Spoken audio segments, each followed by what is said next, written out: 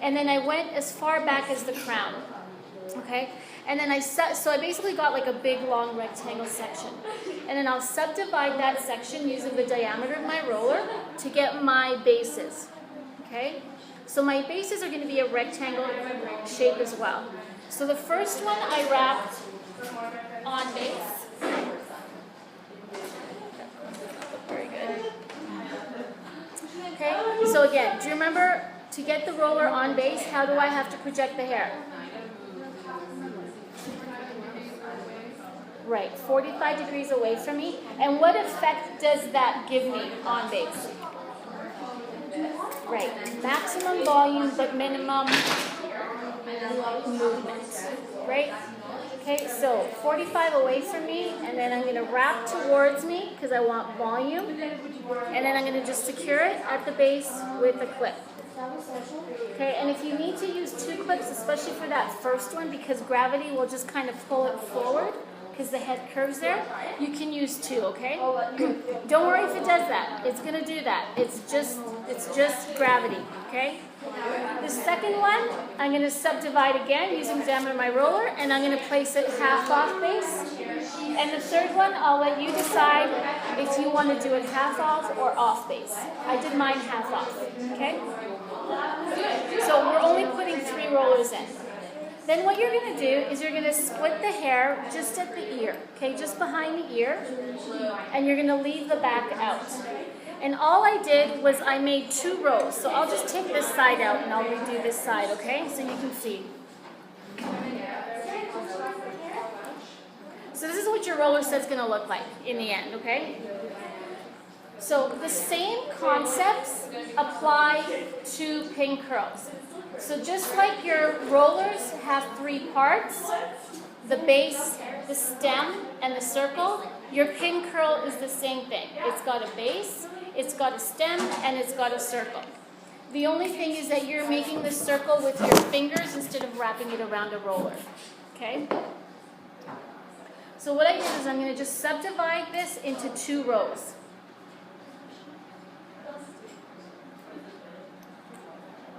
So there's 1 row, and here's my other row, okay? So now that I've got my 2 rows, I'm going to subdivide my rows into square or rectangle bases as well, okay?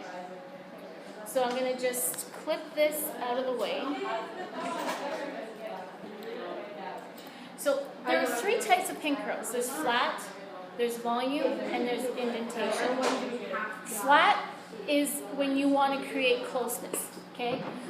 Volume is when we want to lift the hair and we want to make hair bigger. Indentation is when we want to create a flat or hollow space and then we want that hair to flip out. So we're not going to do any flat.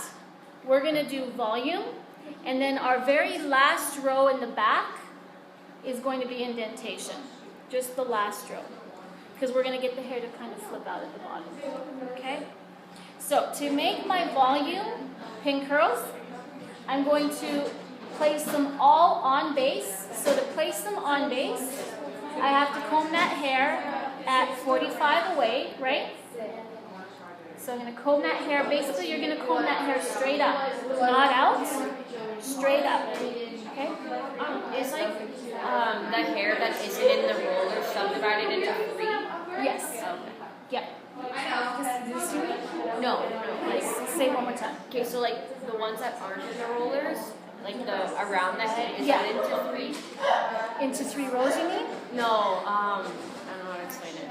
Okay, so like it's like, yeah, like is it like this quadrant, this quadrant, this quadrant? No. Oh. I'll show you right away. We're just going to do the sides today. Okay. Okay. So I've got my first base. There's my stem. Okay, this is my stem. And now I'm going to form my circle by pinching the hair, taking my right hand and bending the ends under and making a circle. And you want the circle to be more or less the same diameter as your roller, and then just wind it down. Normally when we do pin curls, we use single prong clips. If you don't have enough in your little thing at your station, don't worry, just use the double. I will not deduct your marks for that, okay? So I am going to be marking you on this, Okay, so take your time. You're going to have today's class, and you're going to have the next class to finish the roller set. Then on the third class, we're going to comb it out. But you said just to go over here, do you make 3 curls or 2? 3 curls. Like 3. So no, I had it basically, I just parted off at the ear. And then just like in 2. And then in 2 rows. So then depending on how big you take your blockings, I'm going to end up with 3 pin curls, and you should probably end up with about 3 as well. Okay? If you take them smaller, then you might get 4. But you should if you're taking it just behind the ear, you should have enough to do 3. Okay? So I'm going to subdivide that again. Get my rectangle base. Lift the hair, pinch the ends, bring the ends under, form my circle, and just pin it down. Right at the base. And then my last one. And you got to comb right from the base to get it nice and clean, okay? Because if you kind of just start combing up here, this hair isn't going to be clean.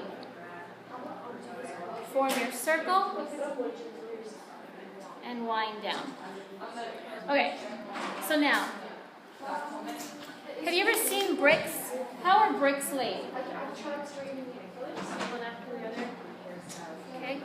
When you think of bricks, do the lines line up or are they staggered? They're staggered, right? That's what we want to do here, okay? Because if I line up my sections, my partings, I'm going to end up with one long line that comes straight down. And it's going to make a split. Everywhere where I've got a new base is a split. The more splits I have, the harder it's going to be when I have to comb that hair out to try and hide those splits. Because we don't want splits showing. So what we're going to do is we're going to stagger our partings using like a brick lay effect.